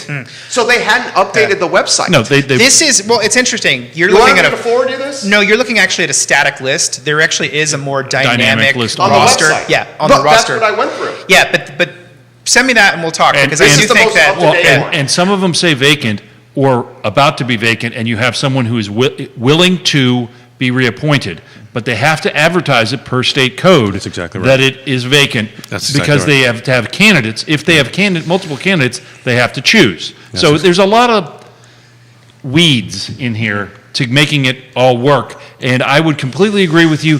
Government is incredibly bureaucratic and slow. And thank goodness, because if you let government go too fast, they're really going to get ahead of themselves. But at the same time, and this isn't necessarily an end run around it, but maybe it is. There are open slots at every single Board of Supervisors meetings where anybody can speak about any topic. Yeah. Well, I'm not sure how that works, but when it goes back into public, I would say wait till then, because that is the time when me as a reporter and other reporters, we're listening for interesting new things, and that's a place where people can show up. That's what advocacy groups do. Let's pivot a little bit. Oh, like who? And but that's why you'll never see me up there anymore. I did it for a brief time because I don't know what you're talking about. I ought to get him to do the dad speech. Yeah, PEC. So let's pivot a little bit on this stuff. We've just looked at all the jurisdictions. It seems like only one is a competitive race, right? No, there's competitive races in Where Nelson. am I missing the Louisa, competitive race? Nelson, and Green, and Charlottesville. So 3 localities with competitive races. God, Fluvanna's not. And Albemarle's not. Albemarle's not. Yeah, Fluvanna doesn't have. What about one? Louisa? We haven't the talked most about frustrating Louisa. Louisa does have- Albemarle that I- Louisa has one. Yeah, there's has one. Someone running against Fitz, isn't it? I think there's actually Someone's running against two. Fitzgerald Barnes? I think there's Yeah. 2, and I can't bring it up right now, but Yeah. Well, my memory Hold seems- on. I could Let's The see. see. most frustrating I did one for upload me this to was the Samuel Civil Miller Pedia. district, where Supervisor Palmer picked her replacement. well, that happens. Well, we had a little bit of that happen in Picked her Fluvanna. replacement, and he has no opposition. Yeah. Well, that is not Supervisor Palmer or the candidate's fault. Yeah. No, I'm not blaming them. The I'm blaming the system. absolute best opportunity in any political sector is when a person retires. When that vacancy happens, that is the best opportunity to change parties, regardless of party, because there's no incumbency. That being said, once you get past 2 elections, it's very difficult to unseat anybody. That's at local election level. Breaking news from Louisa County. In the Green Springs district, incumbent Mr. Babiak is facing challenger Rachel Jones. In the Patrick Henry district, Fitzgerald Barnes faces William Woody Jr. Dwayne Adams is unopposed in the Middle district, and Tommy Barlow is unopposed in the Mountain Road district. Now, to most people in Charlottesville, this isn't necessarily going to be interesting, or you might think, well, why should I Oh, it care? impacts them. But if you live in the village of Rivanna and you're complaining about traffic on 250, you're not going to stop it, because if they're not built now, tomorrow, they're going to Zion Crossroads. It all matters, Sean. It all matters. All these. That's the reason I'm so passionate about these regional bodies that I sit on. All these counties and all in the city all intersect with one another. What happens in Louisa County doesn't impact Charlottesville. Charlottesville maybe impacts some of the other jurisdictions a little bit more than Well, he just made a perfect example about the village of Rivanna and the development that's happening in Louisa. Everyone's just going to come down that corridor with their cars. So even if Breezy Hill doesn't go full capacity, the cars that he's talking about from Louisa will still have the same impact with Breezy Hill. Well, where have you been going lately to eat Well, From- well-hung restaurant. Well-hung vineyard. Restaurant. That's where I've been going. In Gordonsville. So Gordonsville. Good great. pivot. Good Yeah. pivot. But there's also an industrial. I mean, so Louisa is getting quite aggressive about economic development. The Shannon Hill Regional Business Park there. I mean, in 10 years, they could land something really big. There's a lot of warehousing and distribution because all the online shopping that people are doing, which is why Fashion Square Mall is out of business, or moving forward, you need distribution centers for that. Where are they going to go? Right. They're going to go to places that are cheaper, and some of those are going to be places like Louisa. People are going to work there. And- How are they going to get there? And a shout out to Louisa for being very aggressive in their economic development. Yeah. And Very to much my so. former field reporter, Brian Rothamel, who's now the economic development director in Fluvanna. Yeah, he's that great. Got themselves a Tractor Supply. Yeah. I mean, it's these little things that make Yeah. a difference. They really, really do. Well, and a little bit under the radar, and you know about this, Fluvanna and Louisa County are working together for a joint plan. Yeah. So you're now starting to see things that we've been preaching in this room for decades. You're now starting to see this. You're starting to see, or maybe this too, or whatever, starting to see these working together, and they're coming to a joint plan. This water thing in Louisa and Fluvanna has been a bit of a fiasco for decades. It's finally getting there. Hopefully they'll get water to the Zions Crossroads in the next 12 to 24 months, like 400,000 gallons of it. But you're starting to see that. And the commission, the Planning District Commission, is a big part of this, where we're putting these bodies together or these entities together to do that. But you're starting to see these jurisdictions are starting to get it and starting to work together in a team. And I would take a look at the sales tax data that we reported at Free Enterprise Forum, and you can see how the year-over-year sales tax data has compared. It is 24% fascinating. uptick year over year, Greene County. I learned that from him. How much of that is COVID? Because wasn't there the internet sales tax ruling or something? It that was, says- but that actually is calculated in the last years. But yes, that's very much true. The year-over-year is about 9% for 3 of the localities, and it's much greater in the outlying localities. I think it reflects, remember, this is density. It's a trailing indicator. It represents where houses are and where people are. Right. They're not coming into town, although I'm seeing traffic patterns change. Right. And more people are coming into town to go to work now than they have been. Right. How much So you're more, saying this COVID thing is turning around a little the bit? question will be when we take a look at the second quarter stats. You think the number's going to go down? I I agree. firmly believe that the year over year will go down Yeah. slightly. Because people are shopping in Charlottesville and Albemarle. People are coming to Charlottesville Right. now. They Yeah. were always shopping. Where they're shopping is the question. Have they? I think he's right. Yeah, I agree. Yeah. Well, and I'm looking at your chart, and I'm glad you brought this up here, your infographic, Free Enterprise Forum, guys. Albemarle. Content slinger. Albemarle, hashtag content slinger. Albemarle and Charlottesville's sales tax revenue numbers were some of the, still good. They're up. considering, still up, yeah. But what I extrapolated from this, Greene, Louisa, Waynesboro, and Augusta are starting to eat some of Albemarle and Charlottesville's lunch, is what I extrapolated from this. There's more competition than ever. Well, and that's because there is more. You talk about a Tractor Supply in Yep. Savannah. Yep. Yeah. I don't have to go Exactly. into Albemarle Right. to get something. And that's- Here's a prime example of my gas, got a house full of people, my gas grill kind of crapped out on me. I literally drove to Tractor Supply, put it in the back of my pickup truck, and drrouged it home. There you go. Literally, and I would have And 6 never months ago, you couldn't have done that. Where would you have done been- it? 1987, I had to drive to Charlottesville to buy milk. There you go. Right? Literally had to drive to Charlottesville to buy milk in 1987. Jerry was in grammar school. Elementary school, actually. Elementary school. I went It's there. grammar I wasn't school, going elementary there. School? It is? Okay, gotcha. I was. I was obsessed with fax machines. You still are obsessed. We're going to have a little therapy conversation I've never about heard the word fax machine so much than this this show right now. I remember the first time I saw one. My dad had a business in our basement and successfully launched it into something else. The first time I saw a fax machine, I thought it was magic. It was just crazy. It was just like, this is coming over. Oh, a and it phone was line? like the thermo paper, Yeah. right? That rolled yeah, it up. was like that- between that, I think How how much does far that we've cost? come. Do you remember? Yeah. You were paying long distance. So Yeah.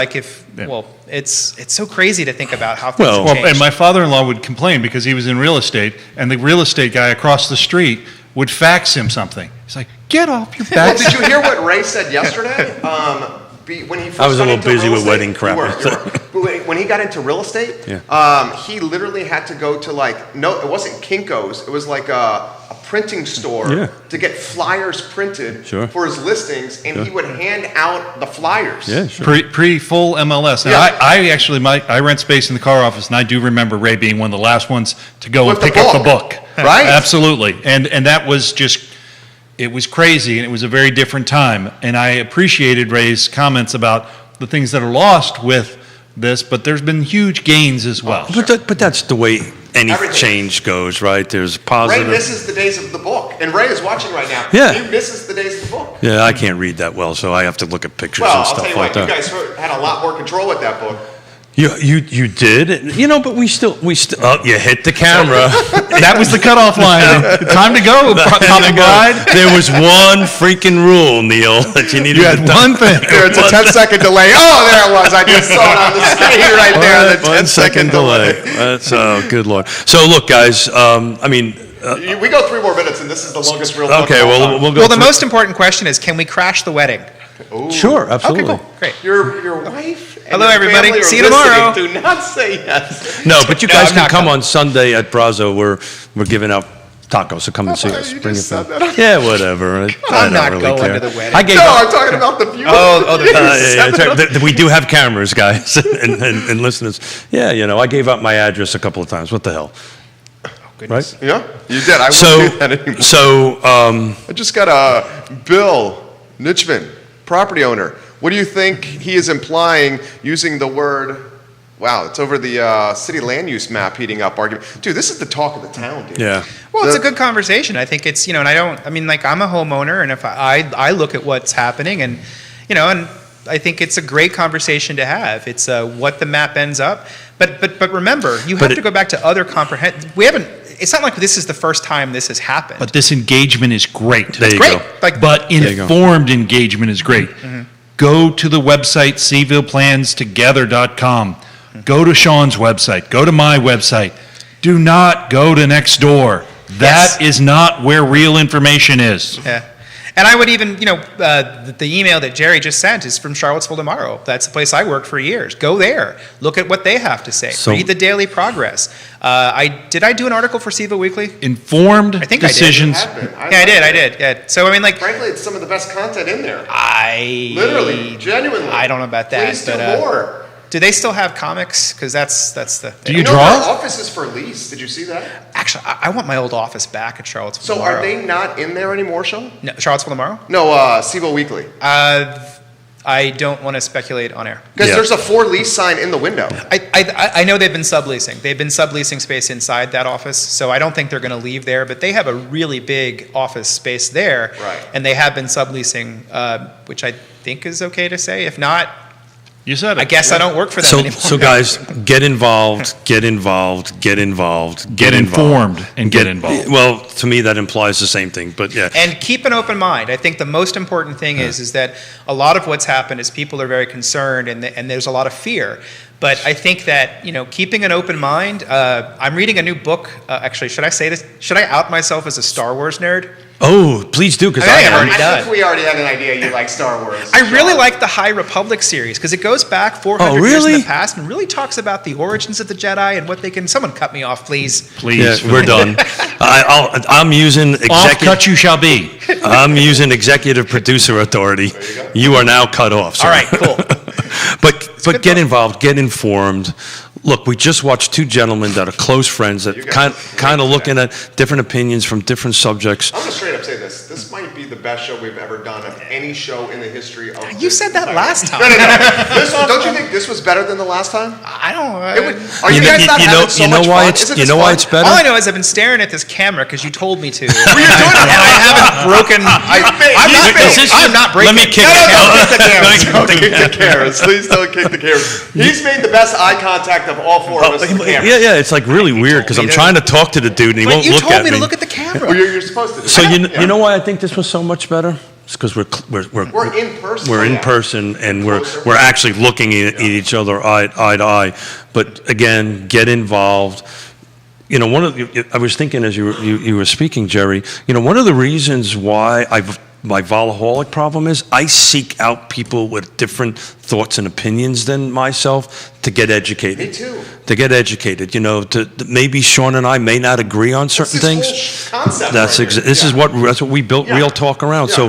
So what, seek out somebody who has a different opinion than you and ask them why they feel that way. Right? Neil, why do you feel this? Why do you feel that? I honestly want to know because maybe I'm wrong, right? But when you start grouping into these little, I was talking to somebody the other day. It seems like, I got kicked out of high school, so I don't really know too much about high school. But like these high school cliques, right? This clique is here, this clique is there, this clique is here, right? And go out and seek other cliques and try to get educated on that end of it. And I've been fortunate. I've traveled the world for the United States Marine Corps. Got to see other cultures, got to see how other people live, and that's how I've always sought out, okay, so why do you think this? So let's not put ourselves into our little boxes. Let's not put ourselves in our little cliques and seek out other opinions. Except, Aren't we all in little boxes now? We are. Forced Hollywood Squares is what he's talking about. Sean. I completely agree. Sean, I gotta go actually You know what trying I'm gonna to do be for you, Sean? I'm going to do this for Sean right here. Hold on one second. This is Just for take Sean. me off. Get rid of No, me. I'm not kicking you off. Wait for it. Wait for it. There we go, Sean. Look at this. See, look how serious I am. Those bags under the eyes. Oh, stop, Sean. I'll be appreciative Come of that on. comment, and I'll say that's exactly what the CAC should be and are not. Well, and Judah, We gotta cut this off. You We need to could get the argue website back more, up. we I just could, messed but- you up. I'm sorry, Judah. Can So, you get the big screen back up? I apologize. my Look, friend. Neil, to be clear, I Why do wasn't I do that? directing to any one group or any one party. It doesn't really matter, right? Seek out another opinion and try to learn Understood. another opinion. And Han shot first. That's a Star Wars. I got it. So are we over? All right. Yeah, you just set the record. Really? Cool. Yeah, you set Are we the done? record. This is outside of Did the. we do an Irishman? Outside of the telethon. Well, the That doesn't telethon, count. the telethon doesn't count. But this is the longest one. So I think That's why Judah's giving you the fungal. fungal. Sorry, Judah. Sorry, Judah. So we're gonna thank you. Thank you very much. Thank you. I'm going to talk for another couple of seconds so we can get to 12 o'clock, so we can really set the record here. Please. You're getting some tacos on Sunday. Liza is getting tacos. We're going to do round tables, please. I'm going to roll out the Rolodex and try to get these jurisdictions one-on-one in here, start talking about it. The folks that are watching, particularly these uncontested races, this hopefully will be an opportunity for folks to ask questions of them. I know we're going to ask questions in this team. Your roundtable concept too is going to help with like the younger demographic Sure, voter sure. that maybe is not picking up the newspaper Sure. to learn about the candidates, but is obsessed on Instagram and Facebook and Twitter and TikTok and Snapchat and all that. You see what I'm saying? Yeah, totally. And I had a separate topic to talk about today, which last month we punted. We're going to punt this month, and maybe next month that might be our kickoff, which is, the 20-ton elephant. UVA is tipping its toe in affordable housing, and That'll I'm be- about to get Sean started. That'll again. be a great discussion. No, I would just say it's like follow my content at Charlottesville Community Engagement. Yeah. I am trying to, this week, Ivy Gardens, I do want to put this out there. There was a plan talked about at the Building and Grounds Committee, and there's two significant things here. 440 units now. The idea is to eventually have it built out to about 700. And President Jim Ryan said at that it is a major priority for the city, for the university to build housing for second-year students, which might make a big difference. So we're gonna punt this next month, because I actually bumped into President Ryan yesterday and had a 45-minute conversation with him. So That's So what happens when basically, you bump into second year Keith. staying on grounds. He knows I think that all too well. That's an internal political decision that they're going to have to make, but they've heard loud and clear from the unit. That would help. Well, they've heard loud and clear that they need to provide more on-grounds housing. So I literally was So, yeah. asked that question So, by leadership yesterday. Do I think this is going to help relieve the housing market? Of course. I'm not so sure about I'm not that. so sure either. How so? Increasing supply will not hurt the housing market. Exactly. That I'll go with. It won't Yeah. hurt it, but the question was earmarked not housing supply. It was earmarked specifically, will it help affordable housing? Yes. And I don't think it will. How? If you increase supply, Yeah. and Yeah. reduce demand because you're forcing second years Yeah. to stay on grounds. Was that 3,000 students to stay on impact grounds? the demand curve. Yes. Viewers, And it I'm will sorry. I thought impact. we were done. And while I'm at it, I agree 100% with you. I But- do so not so like guys- Jar Jar Banks. Wait, Sorry? Jar Jar Binks? Star Wars. Oh, okay, great. So did you guys watch my Star Wars? I tried to do a couple of Star Wars references, May 4th. Uh-huh. Oh, no? Oh, I would have watched that. Dude, now I know. I watched it. It did fall flat. Oh, it fell flat, man. It was Wait, hold on, horrible. where's the, don't we have a burp? It was There was horrible. a- It was a. Yeah. All righty, we made it. 12 right, o'clock. we gotta Thanks, go. everybody. You might see Nancy we Gill done? here. Yeah, I need to go eat some food. Okay. Oh. This is Real Well, Talk. yeah. Thank you for joining us. It's 12 o'clock. We went 90 minutes. Judah's giving us the bird over there. Judah, we apologize. This was so much freaking fun. It was so much fun. You guys have a good afternoon and a happy wedding to this man's Thank you. daughter. Hooray. Yeah, Thank you. congratulations. Yes, whatever you say. at whatever. weddings. I don't remember. Happy dad. Twice divorced. Come to Brazos on Sunday. We'll introduce you and we'll have fun. You guys have a good afternoon. Take care. Thanks, guys.